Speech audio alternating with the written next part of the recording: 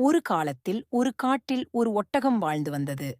அது தன்னைப் பற்றிய தனித்தன்மைக்கு பெருமைப்பட்டுக் கொண்டிருந்தது. நான் எல்லாவற்றிற்கும் சமனாக தகுதிமிக்கவன். என் கழுத்து நீண்டது. நான் நீண்ட தூரங்களை தண்ணி இல்லாமல் பயணிக்க முடியும். யாரும் எனக்கு சமம் இல்லை என்று அது அடிக்கடி கூறிக்கொண்டே இருந்தது.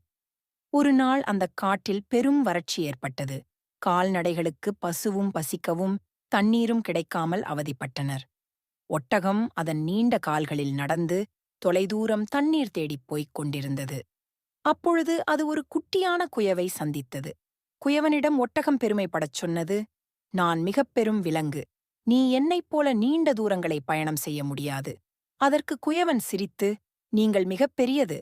ஆனால் நீண்ட தூரங்களை பயணிப்பது மட்டும் பெரியது அல்ல. நம் வாழ்வில் அனைத்திற்கும் சமச்சீரான பயன் இருக்க வேண்டும்" என்றான். ஒட்டகம் அவன் சொல்லியதைக் கேட்டு யோசித்தது. அவன் சொன்னது உண்மையாகத் தோன்றியது. பிறகு வறட்சியைச் சமாளிக்க ஒட்டகம் மற்றும் குயவனும் இணைந்து நீர்நிலைகள் தோண்டினர். இதனால் எல்லா விலங்குகளும் மகிழ்ச்சியடைந்தன. இந்தக் கதையின் மூலம் ஒற்றுமையும் பணிவும் மிக முக்கியம் என்பதை உணர்ந்து கொள்ள முடியும். ஒட்டகமும் குயவனும் கூட்டாக தண்ணீர் தேடி செல்ல முடிவு செய்தனர். குயவனின் கூர்ந்த அறிவும் ஒட்டகத்தின் சக்தியும் ஒன்றிணைந்து செயல்பட்டன. வறண்ட புவியை ஒட்டகம் தனது வலுவான கால்களால் எளிதில் தாண்டி சென்றது. குயவன் தண்ணீர் சாட்சியங்களை தேடுவதில் திறமையாக இருந்தான். தனியராக இருந்தால் அவர்கள் நிச்சயமாக தோல்வியடைந்திருப்பார்கள்.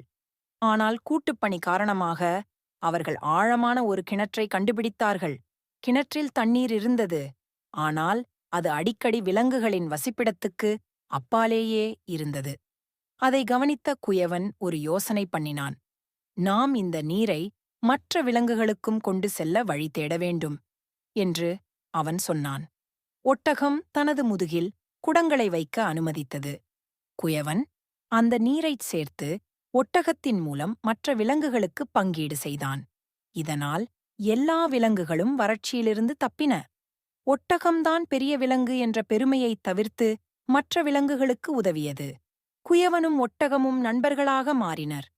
இந்தக் கதை நமக்கு சுயபெருமையை விட ஒற்றுமையும் உதவியும் நம் வாழ்வில் எவ்வளவு முக்கியம் என்பதை உணர்த்துகிறது.